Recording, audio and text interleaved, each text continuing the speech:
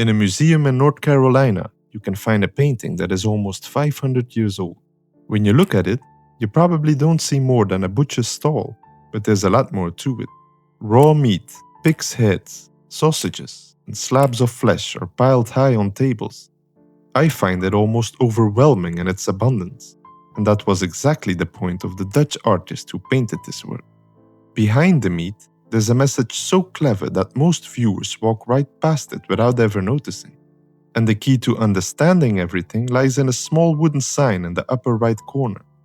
A sign that, once you read it and understand its context, changes the meaning of the entire painting. This meat stall was painted in 1551 by Pieter Aertsen, a Dutch painter who invented a completely new genre of painting in the 16th century. But before we get to what this sign actually says, we need to understand why this painting was so revolutionary in the first place. Pieter Aertsen was born in Amsterdam in 1508, and he was so tall that people called him Lange Piet, which translates to Tall Pete. He trained as a painter in Amsterdam before moving to Antwerp, which was the artistic capital of the Netherlands at the time. Antwerp in the mid-16th century was one of the wealthiest cities in Europe. And with that wealth came excess, indulgence, and a growing obsession with material goods. Aertsen became a member of Antwerp's prestigious Guild of St. Luke in 1535, and he built a successful career painting altarpieces for churches. But here's where his story takes a tragic turn. During the religious upheavals of the 1560s, Protestant iconoclasts swept through the Netherlands, destroying Catholic art wherever they found it. Many of Aertsen's altarpieces were smashed to pieces, chopped apart by violent mobs. Years of work, gone in moments. This destruction may explain why Aertsen began painting something entirely different. Instead of religious scenes, he started creating what art historians call inverted still lifes. In these paintings, everyday objects dominate the foreground while religious narratives are pushed to the background, almost hidden. Perhaps this is something you already noticed, but my first impression of this painting is that it's deliberately overwhelming. The foreground is filled with an almost grotesque abundance of meat. There's a partially skinned ox head staring directly at us, its eye still visible. It feels like it's asking us what we are looking at. Besides it, we see pig's feet, sausages, slabs of lard, poultry hanging from hooks, and a couple of fish on plates. There's bread, butter, cheese, and guess what else? 2 pretzels hanging in the corner. Aertsen painted all of this with such realism that you can almost smell the raw flesh and hear the flies buzzing. For viewers in 1551, this would have been immediately recognizable as a butcher's stall in Antwerp. The city had a famous meat hall called the Vleeshuis, a grand building near the river where all official meat sales took place. On top of that, the Butchers' Guild was one of the most powerful organizations in the city. So at first glance, this looks like a celebration of that prosperity, that abundance. But Aertsen has hidden something in plain sight. Look past the meat, through the openings in the stall, and you'll see something completely different. A woman in blue sits on a donkey, led by a man on foot. She holds an infant in her arms. This is the Holy Family, Mary, Joseph, and the baby Jesus. This scene represents their flight into Egypt. But they've stopped. Mary is reaching down, placing bread into the bowl of a beggar child.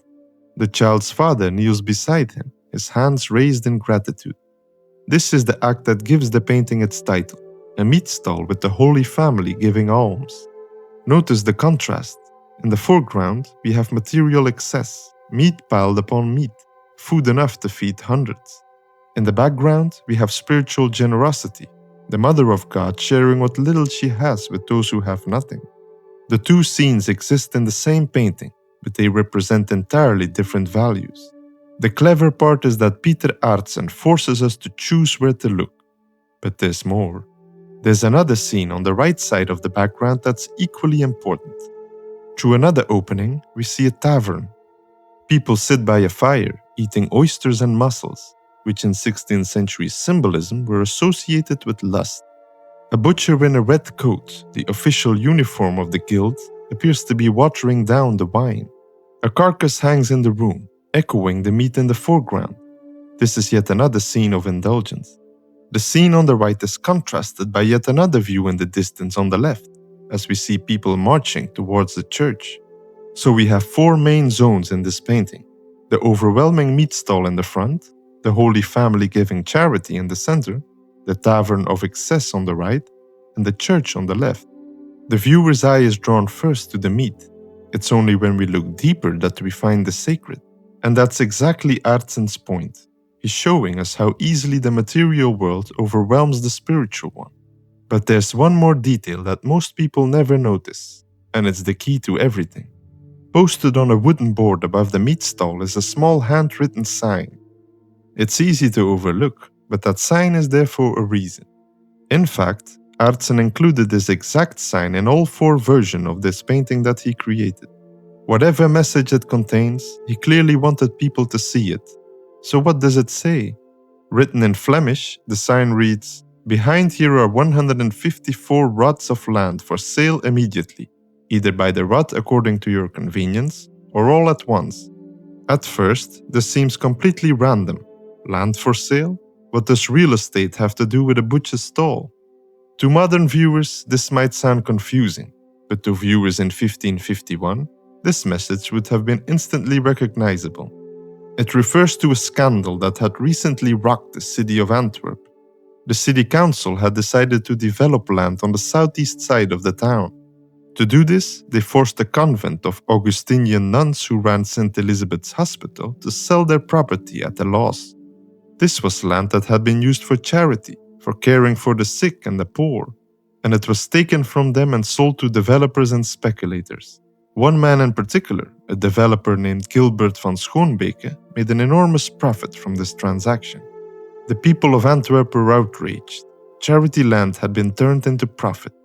But the message goes even deeper than this local scandal.